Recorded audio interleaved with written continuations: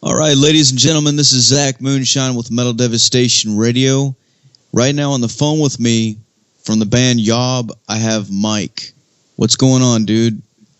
Not much, man. Just kicking back. Weather in Eugene is a little mellower right now, and so I'm enjoying that. It's been crazy hot. Very good, man. So what's going on in the world of YOB? Nothing. No, it's crazy, man. Right now, it's just nuts. I'm overwhelmed.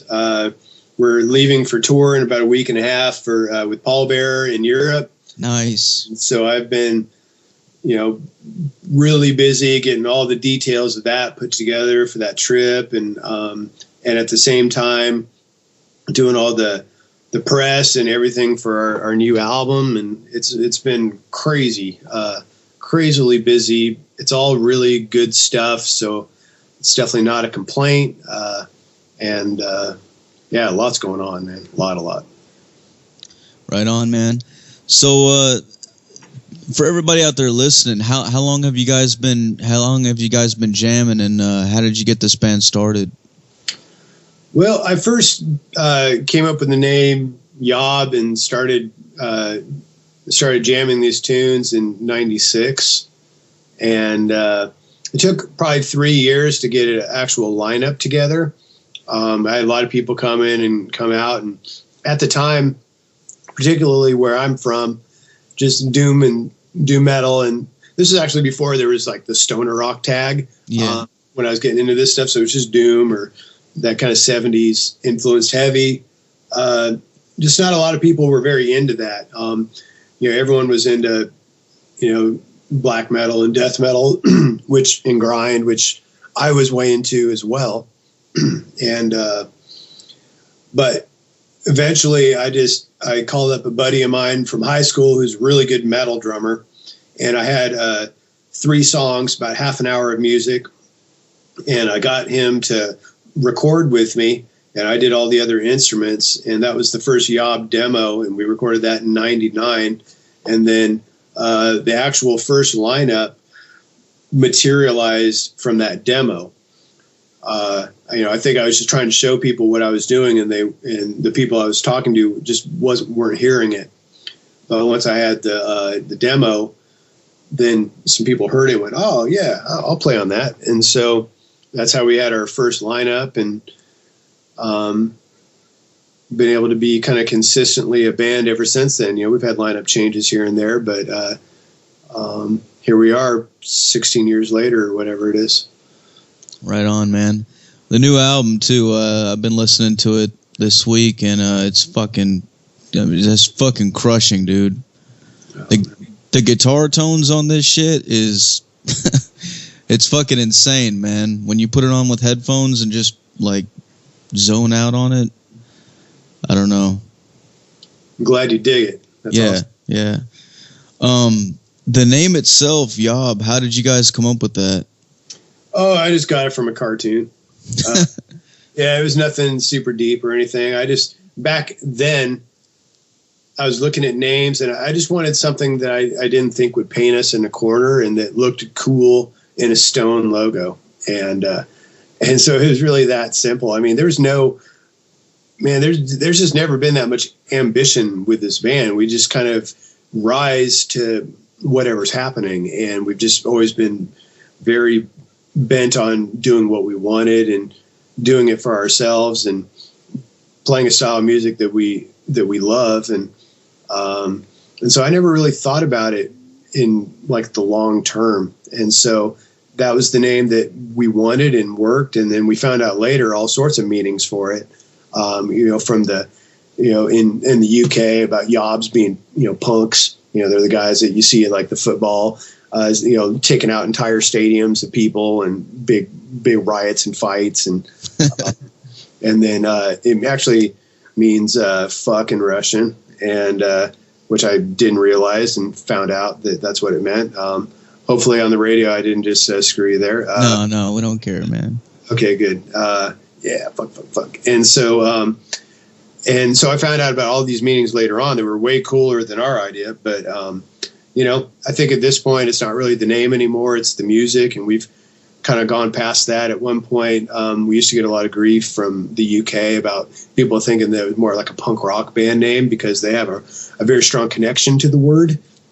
And so it took us a while to kind of get past that, but I don't hear anything about it anymore. Right on, man. Yeah, that was like, that's one of the first things that I noticed. I think I was flipping through a Decibel magazine a while back, and they had a review in there, and I'd seen the name, and I was like, what the fuck is that? Uh-huh. So it immediately grabbed my attention just because it was strange. Yeah. But it definitely works, man. It's cool. As far as influences, what would you guys say your main influences are? Oh, I'd say it's kind of a spectrum. Everything from, Sleep, Neurosis, High on Fire, Sabbath, Priest, King Crimson, Pink Floyd, Burning Witch, Swans, a whole host of death and black metal. I listen to so much of that stuff, and it's an influence on YOB, even if it's indirect. Bob Vigna from Immolation, his riffage has been a huge influence on the more nasty moments of YOB, where it's discordant and tritoned out, and that's totally Immolation worship, though it's not obvious that it is. It is. Love like a lot of the 70s music, 70s pop music, and just the way that songs were put together back then and arranged, and the musicianship. Bands like Free, just a huge influence as well. It's all over the place. Cathedral, mega influence. There'd be no YOB without early Cathedral. Right on. As far as lyrical themes go on this record, what could you tell people that it's like? How does this album differ from the other ones? Well, there's things about it that are similar. I mean, we talk about, I've always been really into some of the Eastern mystics, like Ramana Maharshi and Sri Nisargadatta, and Shunryu Suzuki, Zen and Buddhist and Hindu guys, but they weren't. Even though they came from religions, the people that I'm talking about really taught outside of that, and they were much more just wise people, that really listened and looked and saw what was in front of them, and had a really calm way of looking at the world. And so that's always been a part of our music, and also kind of a dose of quantum physics and ideas that kind of subtract rather than add concepts, but that's always been balanced out with actual real life and living and making it very personal and being on a personal path that is not necessarily enlightened or religious or anything like that. And so having a balance between those two things.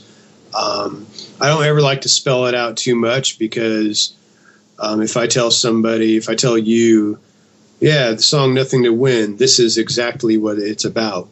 If I tell you that, then you don't get to have your own experience. Right. It's forever colored by what I said. And so, and what I said and what I did in writing it, I'm all over it. And so to me, what becomes really interesting as the music evolves and gets out there in the world is what other people take from it. And that becomes really much more interesting to me sometimes or often than what I meant, because I know what I meant. But so it's and then it makes for really good connections that I get to have when I meet people at shows or whatever it is, and we can talk about those things, and then it becomes very personal, and that's awesome.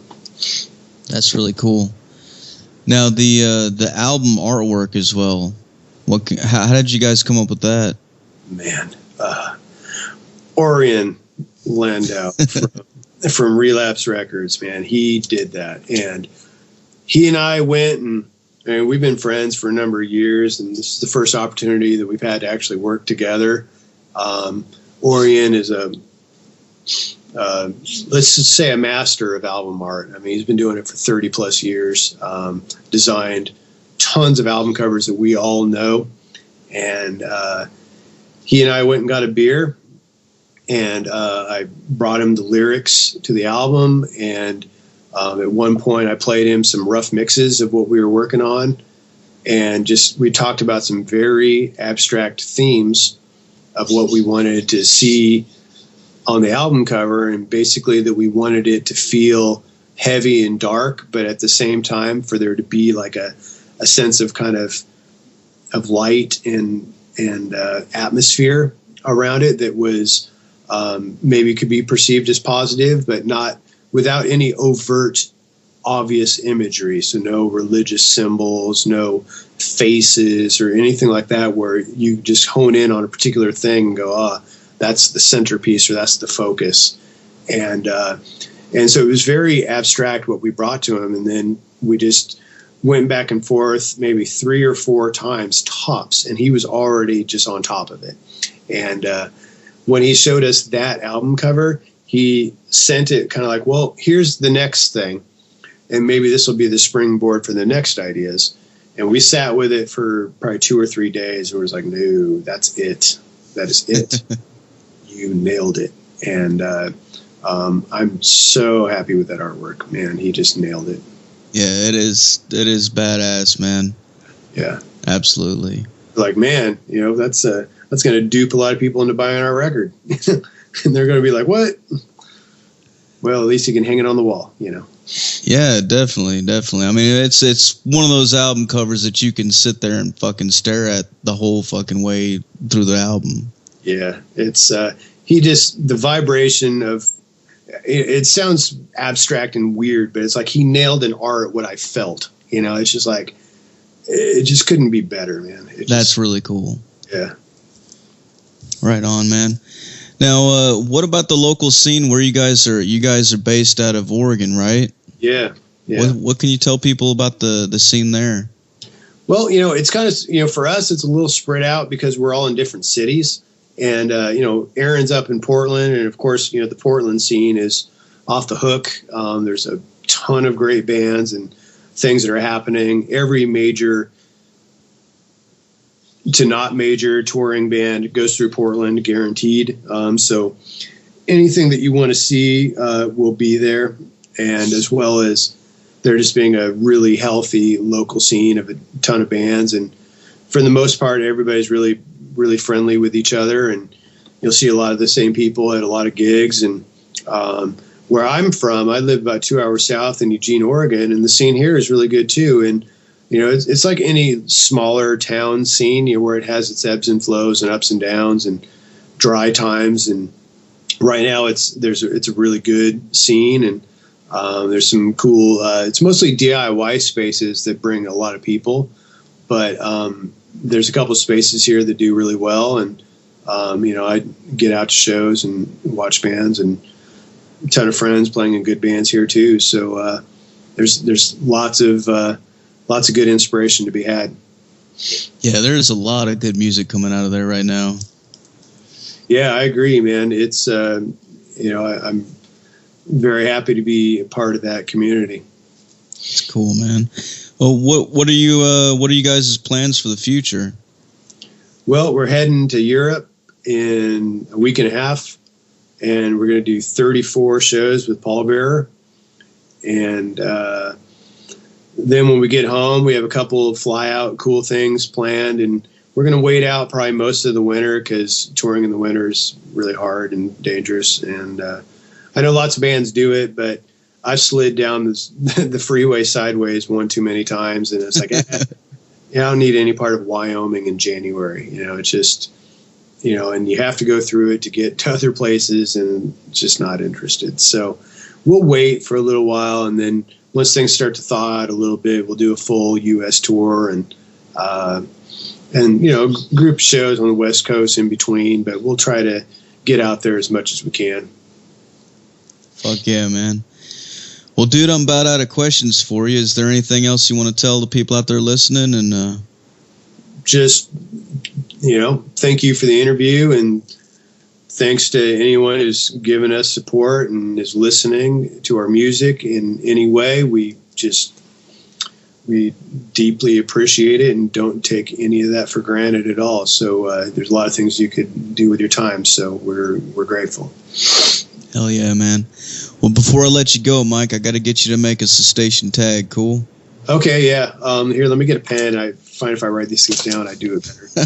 Okay. What do I do? Just say this is Mike from YOB, and you're listening to Metal Devastation Radio. Oh, that's easy. Yeah. All right, you ready? Yeah. All right. Let's buckle in. Hey, this is Mike from YOB, and you're listening to Metal Devastation Radio.